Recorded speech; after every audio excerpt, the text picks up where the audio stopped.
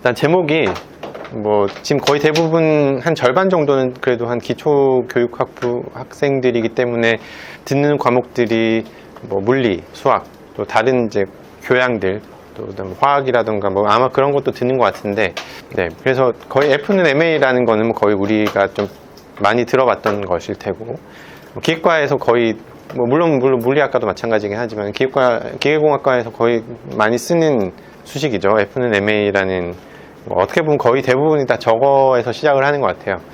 폭력학적인 것도 움직이는 물체도 그렇고, 그다음에 움직이지 않는 정적인 시스템, 보통 우리가 이제 A를 0으로 두고 푸는 문제들이 있는데 정력학이라고 하는 뭐 그런 과목도 마찬가지고, 유체도 마찬가지예요. 유체도 사실은 저거에서 비롯됐죠. 물론 좀 더 복잡하게 취급을 하는 경우가 많긴 한데 사실은 F는 MA에서 출발한 거고요. 그리고 나서 이제 이걸 어떻게 활용을 해서 우리가 로봇에 적용을 할지 뭐 이런 것들에 대한 부분들이 있고, 근데 저는 여기서 이제 그러니까 신경역학적인 부분들을 같이 좀 얘기를 하고 있는데, 어떻게 보면 제 연구 분야이기도 하고, 근데 이제 신경역학은 왜 관심이 있냐? 그러니까 원래는 전 이제 사람에 관심이 되게 많았고, 그러니까 사실 어떻게 보면 가장 안정적이라고 해야 되나? 아무튼 가장 뭔가 좀 믿을만하게 행동할 수 있는 시스템을 떠올려 보라고 얘기를 하면 사실 사람을 생각할 수 있잖아요. 그렇죠? 걷는 거라든지 뭐 균형을 잡는 거라든지, 아니면 걸으면서 듀얼 태스크를 하는 거예요. 걸으면서 누구랑 같이 이야기를 하는 거라든지, 아니면 걷고 걸으면서 이야기를 하고 있는데 갑자기 그 친구가 빨리 가버려요. 그럼 나는 그때 어떻게 해야 될지라든지, 이런 것들은 단순한 물론 로봇공학의 문제일 수도 있긴 하지만 좀 더 폭넓게 보면 사실 어떻게 보면 살아있는 생명체에 대한 이제 그런 이야기를 확장해 낼 수도 있거든요. 그래서 이제 그걸 어떻게 접목을 시킬까 이제 관심이 많고, 물론 아까 얘기 들어보니까 뭐 그러니까 웨어러블 로봇에 관심 있는 학생들도 많은데, 이제 그것들은 하나의 이제 예가 될 수 있겠죠. 이제 이런 시스템을 활용을 해서 만들 수 있는 그런 예가 될 텐데요. 뭐 간단하게 뭐 지난번에 봤던 분들은 아시겠지만, 우리가 요런 그 매스가 있고 거기다가 1N의 힘을 주면 얘가 만약에 1kg이라고 한다면 얘가 어떻게 움직일지는 다 예상을 할 수 있죠. F는 MA니까. 그렇죠? 그럼 이것에다가 좀 더 확장을 시켜서 이제는 이렇게 펜줄럼이 좀 더 확장이 된 거라고 하는 이유는 뭐죠? 얘는 뭐 제가 질문 안 할게요. 이거는 얘는 일단 회전을 하니까 앞에 것은 사실 리지드 바디라고 안 해도 되는데, 얘 같은 경우는 사실 이제 그런 그 회전이 들어가다 보니까 이제 리지드 바디에 관련된 그런 모델링이 좀 들어가야 되겠죠. 그 다음에 또 다른 부분이 있어요. 사실 얘는 이제 회전을 하다 보니까 이제 뭐 사인이나 코사인이나 이런 것들이 수시간에 들어오죠. 그러니까 뭐 이제 비선형적인 방정식이 돼요. 앞에 것은 선형 방정식이죠. 여러분들이 고등학교 때 저것만 배운 이유는 제가 선형이기 때문에 그렇죠. 비선형은 이제 풀기가 어려우니까. 근데 아무튼 이런 시스템이 있는데, 만약에 제가 여기에 이제 그 힌지를 집어넣어서, 그러니까 얘가 이제 자유롭게 회전할 수가 있어요. 회전할 수가 있는 상황에서 1Nm의 토크를 줬다. 그럼 어떻게 될까요? 뭐 당연히 이쪽 방향으로 움직이겠죠. 근데 움직이다가 그 중력이 분명히 이제 작동을 할 테니까, 중력이 얘를 잡아 당기고 그다음에 이 모멘트가 1Nm로 가다 보니까 서로 평형이 되면 이제 더 이상 안 움직이겠죠.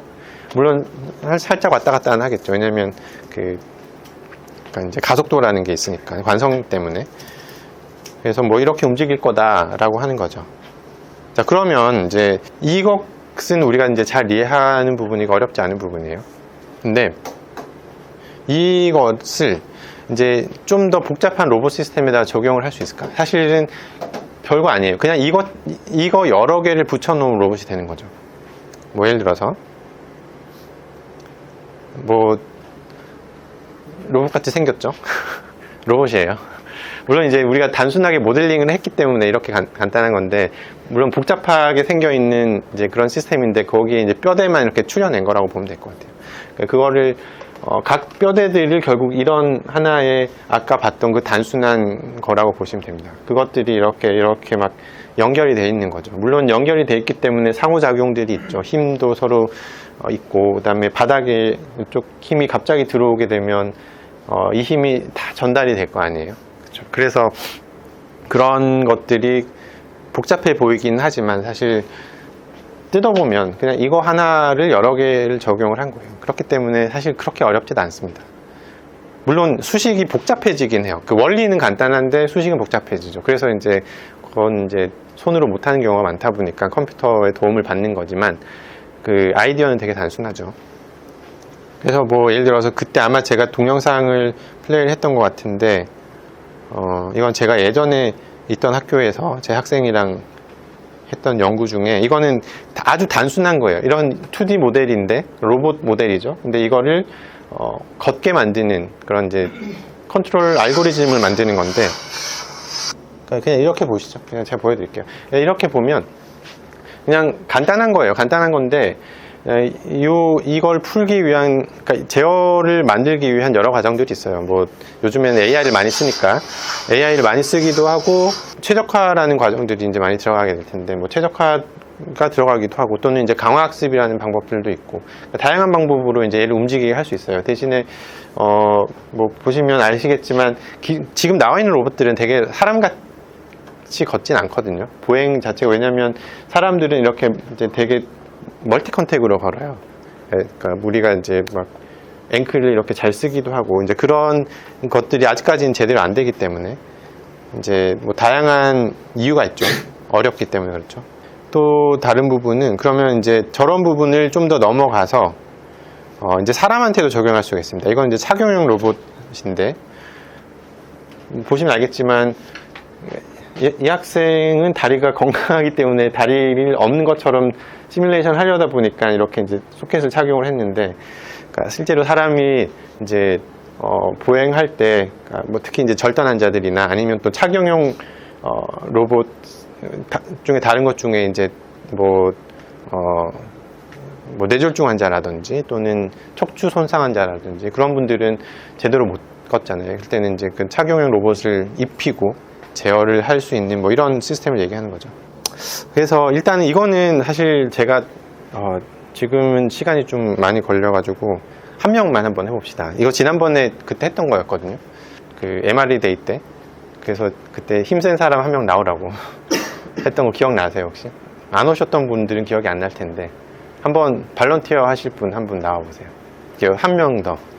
자, 이게 뭐냐면 그 가상으로 팔씨름을 하는 건데요. 이게 그 여러분들의 근육에 있는 신호를 측정을 하는 센서예요. 그래서 이거를 리얼타임으로 지금 읽어서 얘가 이제 측정을 하는 거죠. 그리고 이제 여기 랩뷰에서 이제 보여주는 건데 이 친구의 근력은 요걸로 됩니다. 그 다음에 친구의 근력은 요걸로 돼요. 그래서 한번 최대한 한번 해보세요. 최대한 높이 올라가게. 그냥 올라가는 네, 되게 힘들죠? 네. 이제 한번 해봅시다. 연습을 했어요. 자, 이걸 최대한 높이는 거예요. 그쪽은 거기를 보시면 되죠. 시작.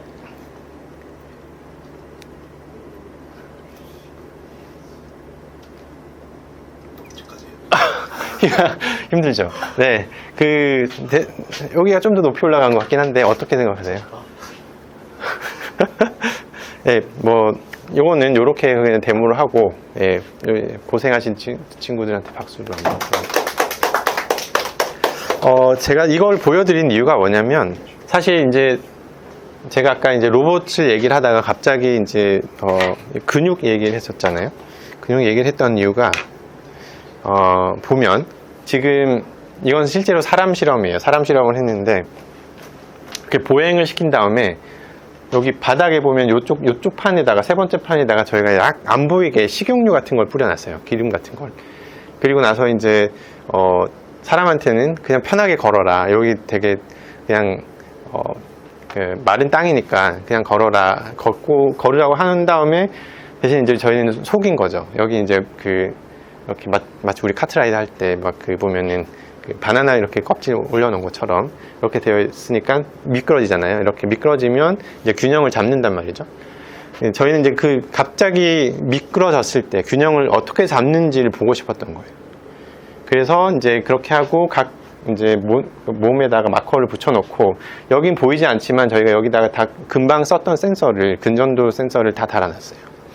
그래서 어떻게 저 순간을 캐치를 하고 안전을 확보를 하면서 균형을 잡는지 이런 메커니즘을 찾기 위한 연구들을 했었죠. 이제 물론 이 연구를 제가 소개하려는 거라기보다는 실제로 이제 사람은 이런 환경에서 그 균형을 잘 잡잖아요. 근데 로봇은 거의 100% 넘어지거든요, 사실. 물론 이제 제어기를 잘 만들거나 또는 이제 AI를 잘 활용을 해서 이런 것까지도 잘 해결하기 위한 방법들은 계속 만들어가고 있는 중이고, 특히 사족보행 로봇들, 네 발로 걷는 그런 이제 그 개 로봇 같은 경우에는 사실 거의 안 넘어져요. 왜냐면 이미 스테이블 하잖아요. 네 발이 다 있기 때문에. 근데 이족 보행 같은 경우에는 아직까지 잘 안 되죠. 근데 사람은 잘 하잖아요. 그래서 이제 왜 잘할까? 어떻게 하면 그 지식을 로봇한테 이식시킬 수 있을까?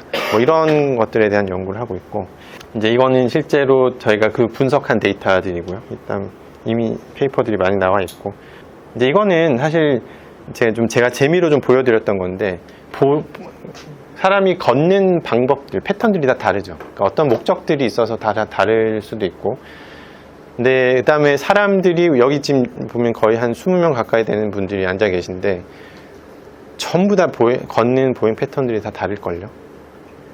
키도 다르고, 그 다음에 이제 그 몸무게의 그 이제 분포도 다를 테고, 그쵸? 그러니까 그런 거에 따라서 키와 다리 길이가 똑같다고 하더라도 걷는 패턴이 또 달라요. 그러다 보니까 그것은 왜 그 사람이 하필 그렇게 걸을까? 이제 그런 거에 대한 생각들도 많죠. 이거는 그래서 이제 제가 왜 하필 그렇게 걸을까를 이제 그냥 그 최적화 과정을 통해서 한번 이제 그냥 시뮬레이션만 해본 거예요. 뭐 예를 들어서 이제 우리가 모델링을 할 때 그냥 평범하게 걷게 하면 이렇게 걷게 만들 수 있어요. 이건 순전히 이제 그 최적화의 과정으로 찾아낸 건데, 근데 여기다가 우리가 만약에 아마 여기 발을 넣었을 거예요. 여기 이제 그러니까 발꿈치를 그 토를 집어넣은 거죠. 발가락을. 그랬을 때 걷는 또 보행 패턴이 또 달라져요. 그러니까 이제 같은 체중과 같은 다리 길이와 이런 것이 있음에도 불구하고 어떤 예를 들어서 우리가 발가락을 집어넣으면 그 발가락을 활용을 해서 더 최적화된 이제 걸음을 걷는다는 거죠. 근데 거기다가 이제 제가 어떤 특정한 뭐 병적인 요소를 집어넣는다던가, 그럼 되게 걸음이 또 이상해져요. 실제로 이렇게 걷는 분들도 계시거든요. 좀 신경학적으로 좀 뭐 아프신 분들이나. 그래서 이제 뭐 이런 것도 있고, 근데 이제 내부적으로 보면 이제 이거는 제가 스킵을 할게요. 그러니까 이게 플레이가 안 돼가지고 중간에 보면은, 그러니까 지금 이런 복잡한 운동을 하는데 사실은 그게 실제로 내부적으로는 어떻게 일어나냐 보면은, 사실 안에 이제 근육에 보면 근육에 있는 이제 그 신호들, 전기 신호들이죠. 좀만 플레이를 해보면 이 근육이 있고, 근육을 활성화시키기 위한 전기 신호들이 계속 활성화를 시키고 있고, 그 다음에 근육의 길이가 늘어나거나 그러면은 거기에 근육에 있는 이제 센서들이 있어요. 이제 사실 이건 이제 머슬 스핀들이라고 하는 건데, 그 센서들이 그 길이의 변화, 그 다음에 압력의 변화들을 측정을 해서 그걸 계속 그러니까 브레인, 여러분 뇌에 전달을 해주는 거예요. 근데 이게 하나가 있는 게 아니라 근육 하나에 엄청나게 많은 개수들이 들어가 있어요. 그러면 이런 엄청나게 많은 신호들이, 전기 신호들이 계속 이렇게 가는 거죠. 자, 생각을 해보세요. 뇌가 과연 저 신호들을 다 처리할 수 있는가? 이 현실적으로 거의 불가능하다고 봐야 돼요, 사실. 근데 사람들은 이 신호들을 잘 받아들이고 이해를 하죠.